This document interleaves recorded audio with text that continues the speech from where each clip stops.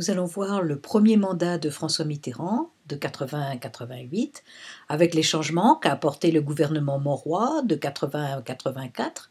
Nous verrons les causes et les résultats de ces changements. Puis nous verrons la politique de rigueur menée par le gouvernement Fabius de 84 à 86. D'abord, quelle politique a été menée, quels résultats. Puis nous verrons la première cohabitation, le gouvernement Chirac de 86 à 88, d'abord avec la nouvelle donne institutionnelle qui est faite ici, puis les décisions qui ont été prises, et enfin les problèmes que cela a posés.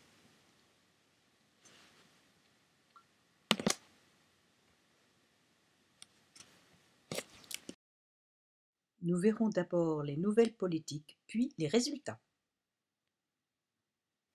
L'abolition de la peine de mort, les nationalisations, les lois Auroux et enfin la lutte contre le chômage. Lorsque Mitterrand arrive au pouvoir en mai 81, il dissout l'Assemblée nationale, il y a donc de nouvelles élections et cette Assemblée législative nouvelle a une majorité absolue de gauche, c'est-à-dire les socialistes plus les communistes. Mitterrand peut alors décider de mettre à exécution ses promesses, c'est-à-dire d'une part, d'une manière très générale, changer la vie, et d'autre part, les 101 propositions qu'il avait faites. Mitterrand nomme Mauroy Premier ministre et les changements vont commencer. Le premier, c'est l'abolition de la peine de mort. En fait, la majorité des Français n'étaient probablement pas pour cette abolition, mais c'est très symbolique et Mitterrand y tenait beaucoup. Ensuite, il va y avoir des nationalisations. Ces nationalisations, elles sont très importantes puisque le secteur public, qui est déjà important en France, va être multiplié par 2. Qu'est-ce qui va être nationalisé? Eh bien d'abord, les principales banques d'affaires, Paribas et Suez. Quant aux banques de dépôt, elles étaient déjà nationalisées depuis De Gaulle. Donc en fait, l'ensemble du système bancaire est nationalisé. Et ensuite, les plus grosses industries françaises, de telle manière que 25% du secteur industriel est nationalisé. Pourquoi le faire cette fois-ci? En grande partie parce que ces grands fleurons de l'industrie française sont en très mauvais état, au bord de la faillite, et qu'il faut beaucoup de capital pour pouvoir les moderniser, et que finalement, probablement, seul l'État est capable de le faire. Donc, nationalisation. En plus, ces nationalisations vont permettre d'obliger une grande partie de l'industrie française à appliquer effectivement les lois Auroux, qui sont le troisième changement, et qui donnent beaucoup plus de responsabilité et de liberté d'expression aux salariés. Mais en fait, la principale tâche du gouvernement Mauroy, c'est de lutter contre le chômage. En fait, ils vont le faire de 2 manières complètement différentes. D'une part, en essayant de libérer un peu le marché du travail pour que de nouveaux travailleurs puissent y entrer. Pour cela, ils vont décider que la durée légale du travail ne sera plus de 40 heures mais de 39, ce qui fait qu'au bout de 39 salariés ou 39 heures, eh bien, il faudra un salarié supplémentaire et donc il faudra embaucher. Ensuite, ils vont décider qu'il y aura une 5e semaine de congés payés, donc il faudra bien quelqu'un pour remplacer ceux qui partent en congés payés. Et ils ont décidé aussi que la retraite sera à 60 ans au lieu de 65, qui fait que de nombreux salariés qui ont de 60 à 65 ans vont partir et donc que des jeunes vont pouvoir entrer sur le marché du travail.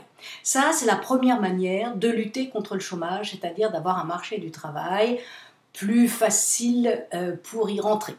Et puis, le second, c'est de faire des politiques keynésiennes. Vous vous rappelez sans doute que Chirac l'avait fait, mais que ces politiques keynésiennes n'avaient pas donné de résultats. Eh bien, ce que pensent Mitterrand et l'équipe de gauche au pouvoir, c'est que ça n'a pas donné de résultat parce que ça n'avait pas été fait de manière assez approfondie. Et que ce qu'il fallait faire, c'était non pas une petite relance de la consommation comme avait pu faire Chirac, mais une grande relance. Il fallait carrément distribuer beaucoup plus d'allocations, faire baisser les impôts sur les plus pauvres de manière conséquente pour que la consommation reparte et reparte très fort. Donc la relance keynésienne est très puissante et ils en espèrent un taux de chômage en baisse extrêmement rapidement. Nous verrons que ça ne sera pas exactement le cas. En effet, les résultats sont le chômage, les déficits et l'inflation. Les résultats sont catastrophiques à tous les niveaux. D'abord, le chômage a augmenté terriblement et la barre des 2 millions de chômeurs a été atteinte, ce qui à l'époque paraît énorme. Ensuite, les déficits se sont creusés. D'une part, le déficit budgétaire, puisque l'État a beaucoup moins de recettes, mais l'État fait beaucoup plus de dépenses, d'autant plus que lorsque l'État a nationalisé, il a racheté 100% des actions des différentes entreprises nationalisées, donc ce sont des dépenses énormes, plus les allocations qui ont été distribuées. Tout ceci fait que l'État a un déficit énorme. Mais il y a aussi un déficit commercial qui se creuse. La France a toujours été plus ou moins en déficit commercial, ce que rapportent les exportations ayant toujours été plus ou moins inférieur à ce que coûtent les importations. Mais si les exportations sont inférieures aux importations, en fait, là, dans le cas présent, c'est de manière extrêmement importante. En effet, qu'est-ce qui s'est passé? Eh bien, les gens les moins riches, se retrouvant avec plus de revenus, ont en effet consommer les revenus en question. Donc la demande a augmenté, mais la demande pour des produits qui ne coûtent pas cher. Bon. Or, où sont produits tous ces produits qui ne coûtent pas cher? Bien, ils ne sont pas produits en France, ils sont produits à l'étranger. En plus, si les entreprises ont voulu produire plus, elles ont acheté des machines. Où sont produites les machines? Pas en France.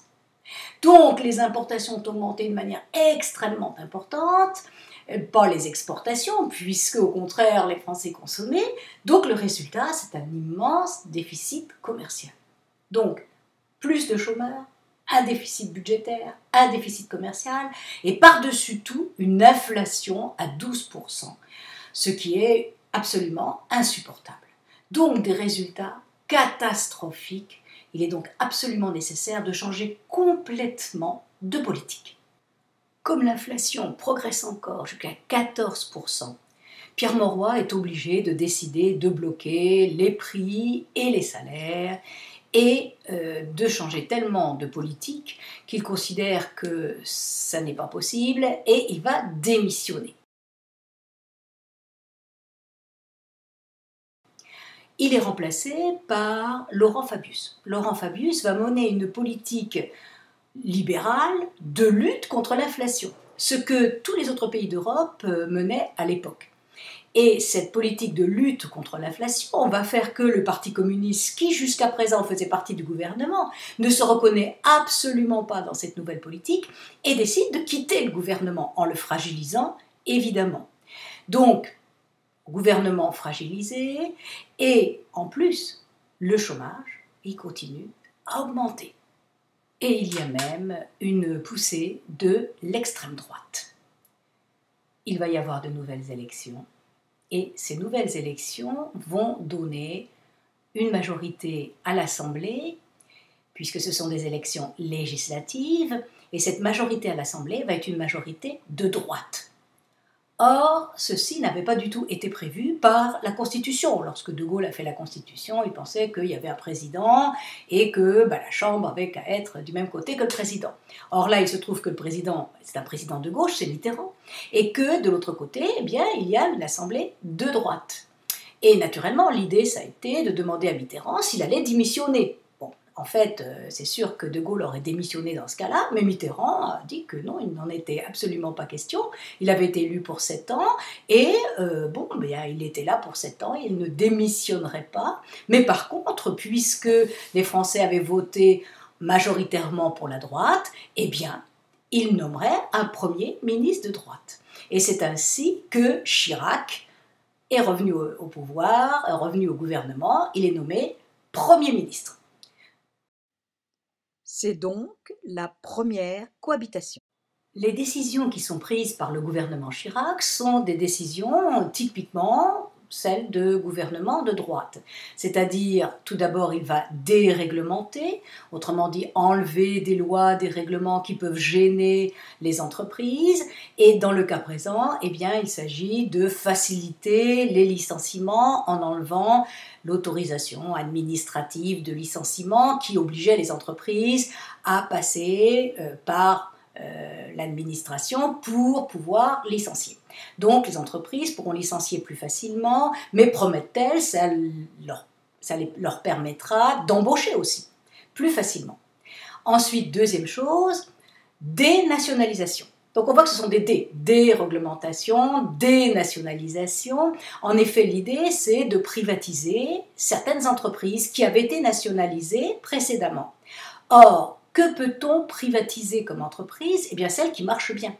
Or, effectivement, grâce à la nationalisation et grâce au fait que l'État a investi lourdement dans certaines de ces entreprises, eh bien, elles se sont modernisées et elles ont retrouvé les bénéfices.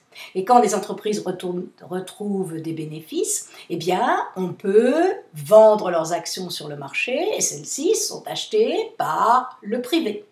Donc c'est ce qui va se passer pour un certain nombre d'entreprises, toutes celles qui ont retrouvé des bénéfices. Donc déréglementation, dénationalisation et aussi la lutte contre l'immigration de manière à ce qu'il y ait moins d'étrangers qui viennent, étant donné que l'extrême droite derrière insistait sur le fait que c'était les étrangers qui prenaient le travail des Français et qui expliquaient donc ainsi le chômage des Français. Donc on voit des décisions typiquement de droite. Quels sont les résultats de cette politique? Eh bien, malheureusement, les résultats ne sont pas à la hauteur des espérances. En effet, le chômage continue d'augmenter. De plus, il y a des gros problèmes internationaux parce qu'il y a des attentats qui sont dus aux problèmes avec le Moyen-Orient. Et pour finir, il y a des grèves estudiantines très importante contre le gouvernement et des lois sur les réformes des universités. Pendant ce temps-là, eh bien, Mitterrand se positionne comme celui qui est le garant des droits acquis par les travailleurs et donc il attend son tour. Et son tour va revenir. Son tour va revenir parce qu'il va y avoir en 88 des élections présidentielles, qu'il se présente aux élections présidentielles contre Chirac et qu'il va l'emporter. Donc il va avoir un deuxième mandat présidentiel en 88. Nous allons voir le second mandat de Mitterrand de 88 à 95. Tout d'abord les gouvernements de gauche, puis la seconde cohabitation avec Édouard Balladur, 93-95. De nouveau élu pour 7 ans, eh bien, Mitterrand va dissoudre l'Assemblée, donc il y a de nouvelles élections qui donnent la majorité à la gauche, donc un gouvernement de gauche est nommé.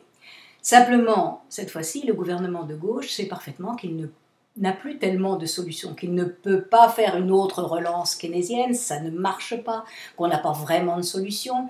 Donc, en fait, simplement, il va essayer de faire quelques lois sociales pour essayer de rendre ce chômage moins pénible. Tout d'abord en créant le RMI, le revenu minimum d'insertion. Et donc, ce revenu existe parce que lorsque le chômage dure trop longtemps, eh bien, il y a un moment donné où il n'y a plus d'allocation chômage et où un certain nombre de Français se retrouvaient sans aucun revenu. Donc il fallait bien trouver une solution. Deuxième élément, eh bien, il va y avoir une relance de l'Europe. En effet, finalement, Mitterrand pense que la solution ne peut passer que par plus d'Europe et une Europe mieux coordonnée. Donc il va y avoir le célèbre traité de Maastricht, celui qui prévoyait l'arrivée de l'euro. Et en fait, il devait y avoir un référendum en France pour ou contre ce nouveau traité. Et très rapidement, Mitterrand s'aperçoit qu'il y a une opposition très forte au traité de Maastricht, parce que beaucoup de Français craignaient que cette arrivée de l'euro ne pousse finalement les entreprises à aller se délocaliser, puisqu'ils verraient que les salaires sont beaucoup moins chers ailleurs, et que finalement, ça serait dangereux socialement pour les salariés. Donc, une forte opposition, à tel point que Mitterrand est obligé d'intervenir personnellement, de faire un grand discours en demandant que vraiment les Français votent oui à ce référendum, et le référendum va donner une très très très faible majorité au oui. Donc certes une Europe, mais une Europe qui finalement est une Europe à minima. Et malheureusement, pendant ce temps-là, le chômage continue d'augmenter. C'est le grand problème auquel personne ne peut trouver de solution. Lorsque de nouvelles élections législatives ont lieu en 1993, les Français de nouveau votent à droite. Vous allez me dire, ils passent leur temps à passer de la gauche à la droite, de la droite à la gauche, enfin bon, qu'est-ce que c'est que ça? En fait, c'est pas tout à fait ce qui se passe. Ce qui se passe, c'est qu'il y a une très faible proportion de gens qui sont plutôt au centre, qui tantôt vont voter centre-gauche, tantôt vont voter centre-droit, et vont faire basculer les élections, et donc l'Assemblée, soit d'un côté, soit de l'autre. Puisque la majorité vote à droite, eh bien Mitterrand, maintenant il a l'habitude, il va y avoir une deuxième cohabitation. Cette cohabitation va être moins pénible que la première, parce que la première c'était justement extrêmement difficile entre Mitterrand et Chirac. Mais cette fois-ci, c'est Balladur qui va être nommé Premier ministre, et Balladur est beaucoup plus arrangeant, puis d'un autre côté, Mitterrand est très malade, puis il a l'habitude maintenant de la cohabitation. Que va faire Balladur? Comme font tous les gouvernements de droite, c'est-à-dire d'une part, il va y avoir de nouvelles déréglementations, il va y avoir de nouvelles privatisations, il restait encore des entreprises qui avaient été nationalisées et qui avaient retrouvé des bénéfices et que l'on pouvait donc privatiser. Mais le chômage, le chômage, il continue à augmenter. Et il augmente tellement que lorsqu'il va y avoir de nouvelles élections, tout le monde se demande qui va pouvoir être élu président de la République et s'il va pouvoir résoudre ce problème du chômage.